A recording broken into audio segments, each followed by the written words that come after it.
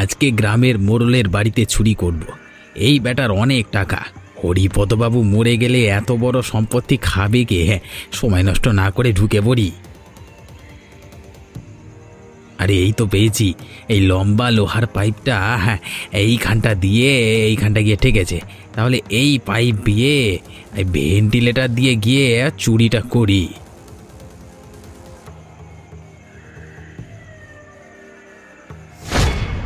একটা শব্দ পেলাম যেন, কেমন হলো? ধুর, বেড়াল বোধ হয়। এত দূর তারা কি করছে? না না, ঘুমিয়ে পড়ি। এই রে, হরিপদবাবু জেগে উঠল যে। না না, একটু রয়ে শুয়ে কাজ করতে হবে। ও বাবারে, যাক, হরিপদবাবু আবার ঘুমিয়ে পড়েছে। এবার আমার কাজটা শুরু করি। আরে ওই তো আলমারি, নিশ্চয়ই অনেক মাল করিয়া আছে।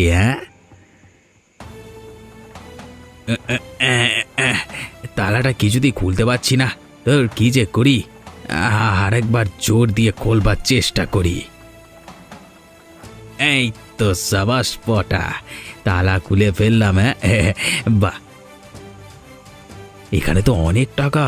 একটা কাজ করি, সব টাকা নিলে সন্দেহ করবে, বরং কিছু টাকা নিয়ে কেটে পড়ি।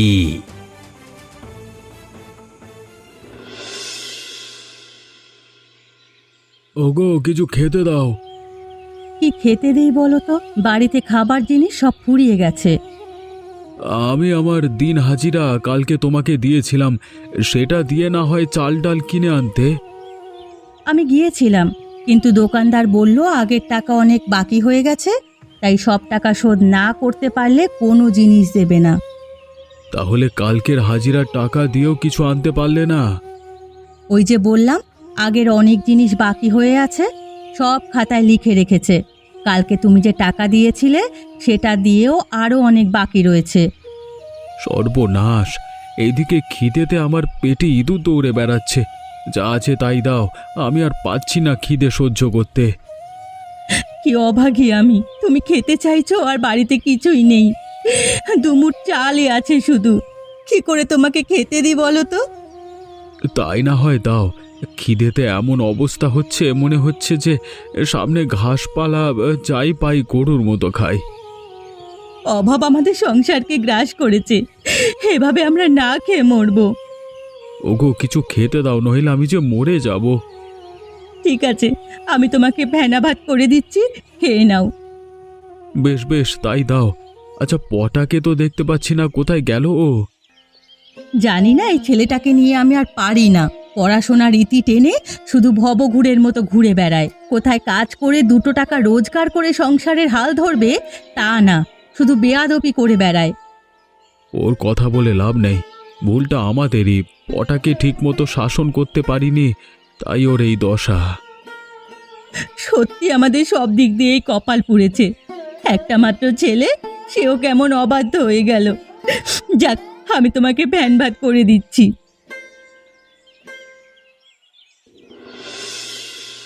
সর্বনাশ! আমার আলমারিটা খোলা কেন? তালাটাও ভাঙা দেখছি। তাহলে কি রাতে চোর ঢুকেছিল নাকি? একবার আলমারিটা ভালো করে দেখি তো।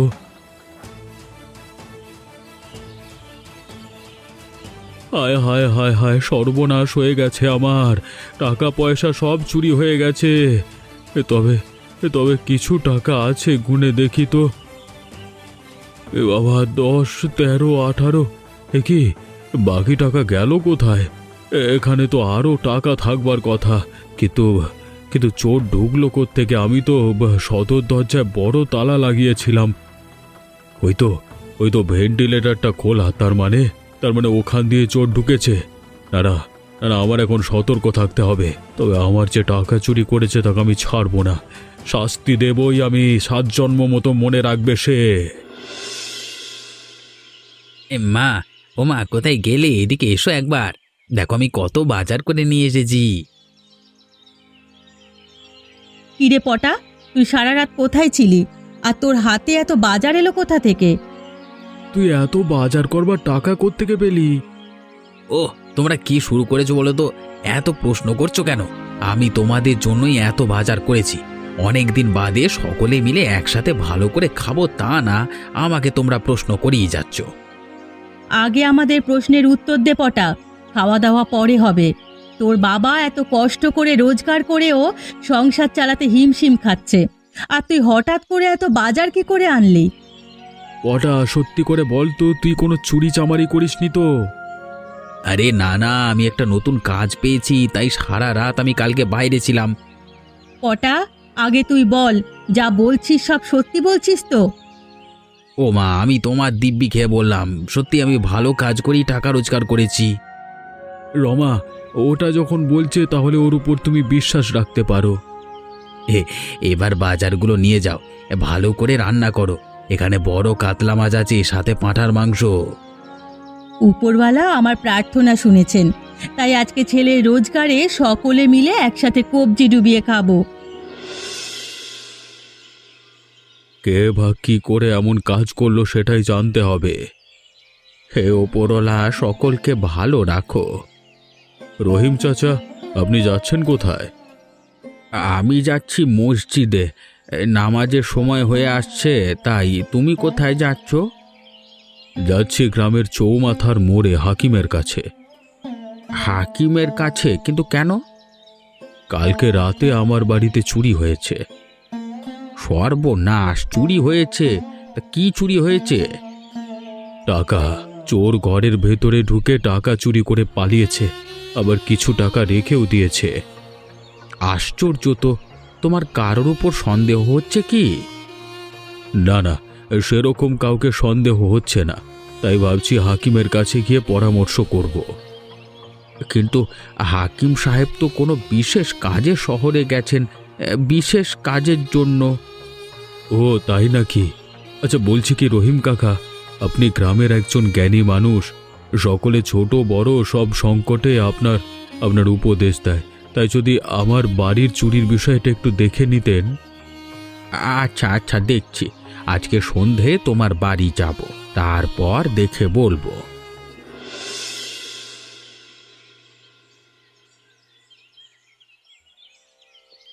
পটা, ওইভাবে হাত গুটিয়ে বসে আছিস, একটু আমাকে সাহায্য করতে পারিস তো?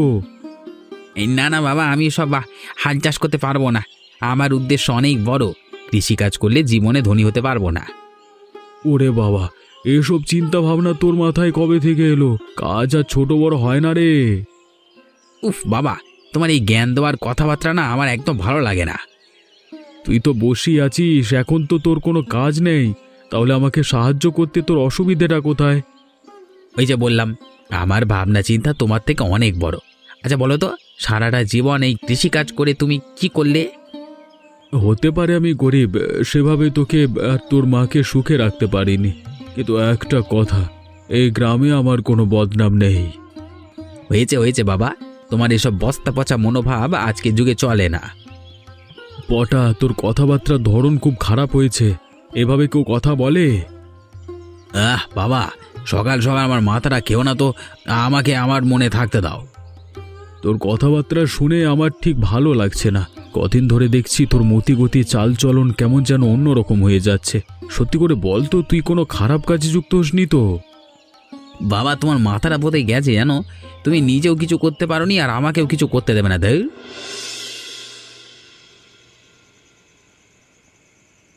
হরিপদ বাড়িতে আছো? রহিম চাচা, আসুন আসুন, আমি আপনার অপেক্ষাতেই বসে আছি। তোমাকে যখন কথা দিয়েছি আসতে তো আমার হতোই। আমাদের একটা বিশেষ ব্যাপারে কথা হচ্ছিল একটু, তাই দেরি হয়ে গেল। আপনি যখন এসেই পড়েছেন, আর কোনো সমস্যা নেই। আচ্ছা, আমাকে একবার নিয়ে চলো যেখানে তোমার টাকা চুরি হয়েছে। আসুন আসুন, এই ঘরটাতে নিয়ে আপনাকে দেখাই।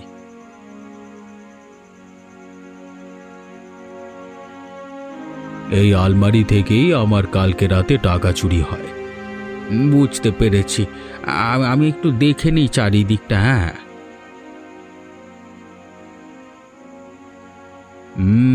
আমার মনে হচ্ছে এই চুরির পেছনে আমাদের গ্রামের কেউ একজনই হবে। অবিশ্বাস্য ঘটনা, আমাদের গ্রামের লোক কি করে হতে পারে? এর আগে কোনোদিনও তো আমার বাড়িতে এভাবে কেউ চুরি করবার সাহস পায়নি, তাহলে হঠাৎ কালকে রাতে কি স্পর্ধা দেখালো? দিনকাল পাল্টেছে গো। এখন মানুষের মধ্যে চুরি চামারি করবার প্রবৃত্তি অনেকটাই বেড়েছে। তাই আগে যা হয়নি এখন যে সেটা হবে না, সম্পূর্ণ ভুল ধারণা। তাহলে কি কি করে চোরকে ধরতে পারবো? আমি নিশ্চিত চোর আবার তোমার বাড়িতে আসবে। একবার বাঘের মুখে রক্তের স্বাদ লেগেছে, সে তো স্বীকার করতে আসবেই, তাই না? আপনার কথাটার মধ্যে যুক্তি আছে। তাহলে আমি কি করতে পারি? একটা কাজ করো, তুমি কিছুদিন তোমার বাড়িটা পাহারা দেওয়ার জন্য ব্যবস্থা করো। একদিনের জন্য বড়লোক হওয়ার সুযোগ? হ্যাঁ, আমি যা বলছি তাই করো।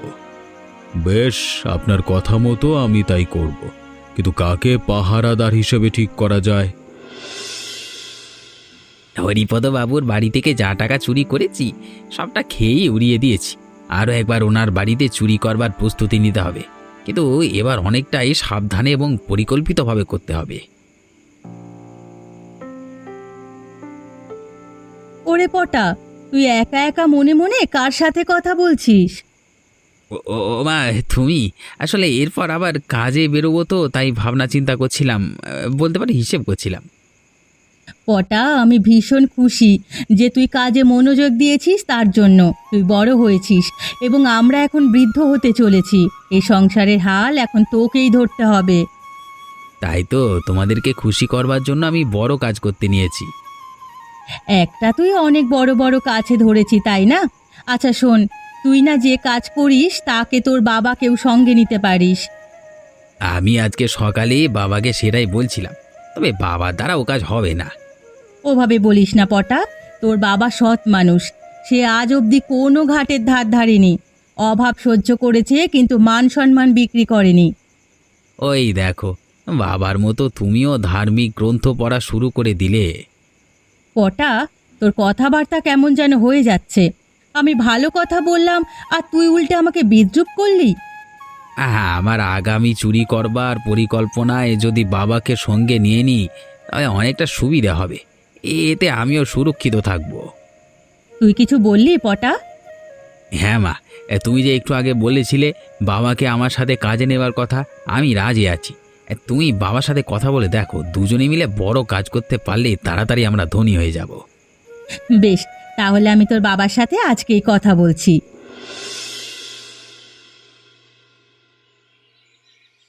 নমস্কার হরিপদবাবু, কেমন আছেন? ও কেষ্ট, আমি বিশেষ ভালো নেই। তুমি কেমন আছো বলো? কি আর বলি হরিপদবাবু, আপনি তো সবই জানেন। অভাবের সংসারে খুব কষ্টে জীবনযাপন করছি। কেন, তুমি কাজকর্ম কিছু করছো না?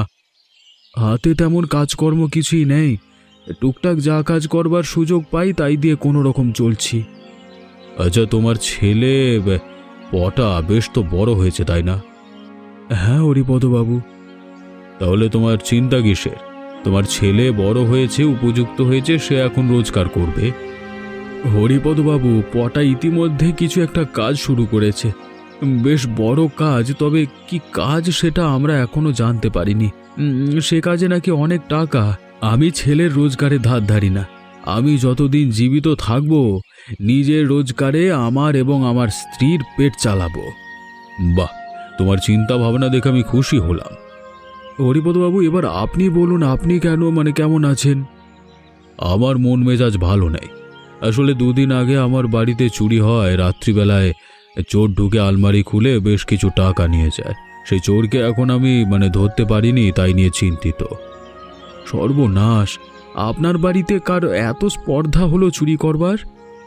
সে তো আমিও বুঝে উঠতে পারছি না। আচ্ছা, কথা আমাকে একজন পাহারাদার জোগাড় করে দিতে পারবে? পাহারাদার? হ্যাঁ, পাহারাদার। আমার ঘরে প্রতি রাতে সে পাহারা দেবে, আর চোর ধরতে পারলে পুরস্কার হিসেবে আমি তাকে একদিনের জন্য বড় লোক করে দেব। একদিনের জন্য বড় লোক? আচ্ছা বাবু, একটা কথা বলছি, যদি অনুমতি দেন। বলো কেষ্ট।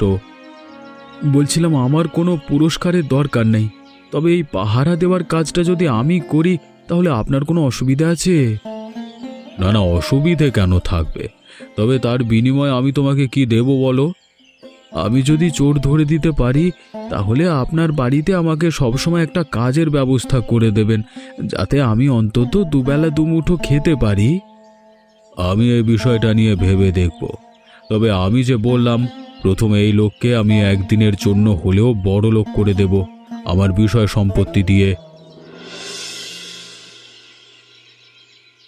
রহিম চাচা, কেমন আছেন? আরে পটা, এখানে কি করছো? রহিম চাচা, আমি বড় কাজের পরিকল্পনা করছি। নদীর ধারে নিরিবিলিতে মাথায় অনেক ভালো বুদ্ধি আসে, তাই এখানে বসে আছি। বেশ বেশ পটা, তুমি তো দেখছি অনেক বড় কথা শিখেছ। হবে নাই বা কেন? এখন তো আর ছোট নেই, উপযুক্ত হয়েছ, মা বাবার ভরসা যে তুমি। রহিম কাকা, আসুন আমার সাথে নদীর ধারে একটু বসুন, দেখবেন খুব ভালো লাগবে। না না পটা, বসবার সময় নেই। আমি যাচ্ছি আমার কাজে। আমার আবার নামাজেরও সময় হয়ে গেল। ঠিক আছে রহিম চাচা, তাহলে অন্য একদিন কথা হবে। হ্যাঁ বেশ বেশ। আচ্ছা পটা, তোমাদের একটা কথা বলবার আছে। বলুন রহিম চাচা। বলছিলাম, হরিপদবাবুর বাড়িতে কিছুদিন আগে চুরি হয়েছে, তাই উনি একজন পাহারাদার খুঁজছেন। যদি তোমার চোখে কেউ থাকে এ কাজ করবার মতো, তাহলে একবার জানিও। হ্যাঁ, যা ভেবেছিলাম তাই। হরিপদবাবু অনেকটা সতর্ক হয়েছে। বাবাকে সঙ্গে নিয়ে পরের পদক্ষেপ নেওয়াটা বুদ্ধিমানের কাজ হবে। কি পটা, মনে মনে কি ভাবছো? না না, ওই আর কি বলছিলাম যে হরিপদবাবু এই কাজের জন্য কি বকশিশ দেবেন? যদি সেই পাহারাদার চোরকে ধরতে পারে, তাহলে তাকে একদিনের জন্য বড়লোক হওয়ার সুযোগ দেবেন। ও তাই নাকি? তাহলে তো পাহারাদার খুঁজতেই হয়। ঠিক আছে, আমি দেখছি।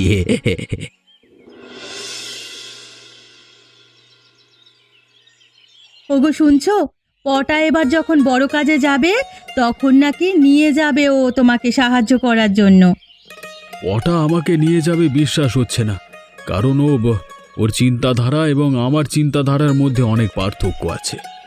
ওগো জিদ করো না, পটা ছেলে মানুষ, ওর ভাবনা চিন্তা তো একটু অন্যরকম হবেই। দেখবে আরও যখন বয়স হবে তখন ঠিক পরিণত হয়ে যাবে। দেখা যাক। আচ্ছা বলছিলাম, হরিপদবাবু আমাকে একটা কাজের সুযোগ দিয়েছে। ওনার বাড়িতে কিছুদিন আগে রাত্রিবেলায় চুরি হয়েছে, বেশ কিছু টাকা নাকি চোর নিয়ে গেছে আলমারি খুলে। সর্বনাশ! কিন্তু কে করলো এই কাজ? সেটাই জানবার জন্য, মানে চোরকে ধরবার জন্য হরিপদবাবু পাহারাদার খুঁজছিলেন। আমাকে বলাতে আমি রাজি হয়ে গেলাম। উনি এটাও বললেন যদি কেউ চোর ধরে দিতে পারে তাহলে তাকে একদিনের জন্য বড়লোক করে দেবে। সে কি, একদিনের জন্য বড় লোক? আমি বুঝে উঠতে পারলাম না। যাক, হরিপদবাবুর ব্যাপারে উনি বুঝবেন।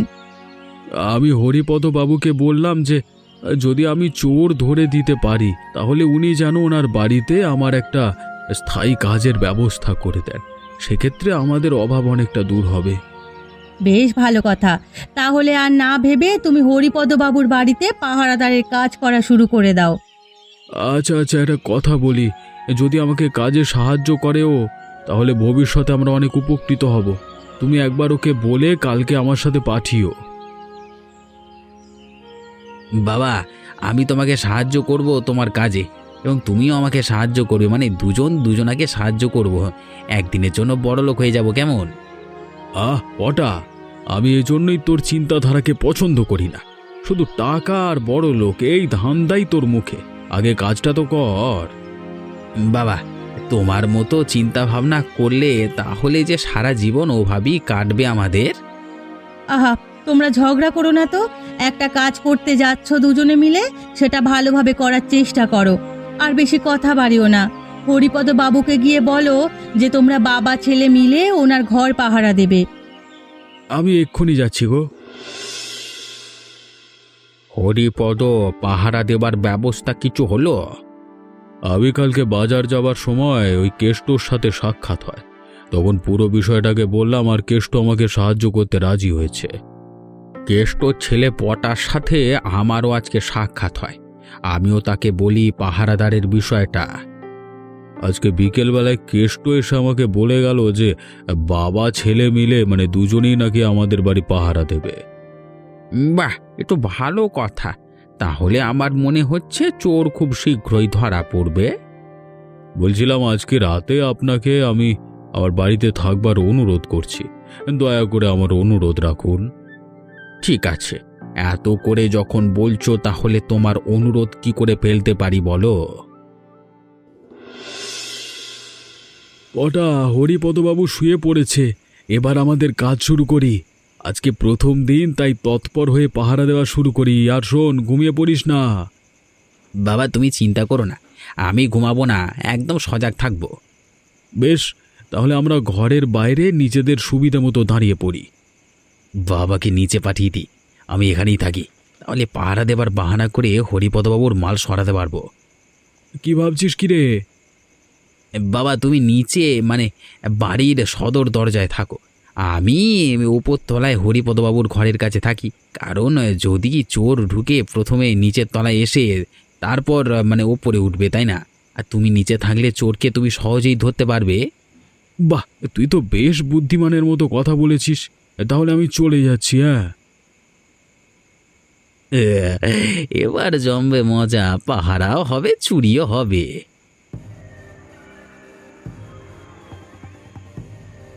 অনেক রাত হলো, হরিপদবাবু ঘুমিয়ে আছে, এই সুযোগে আমি আলমারিটা খুলে নিয়ে যাই।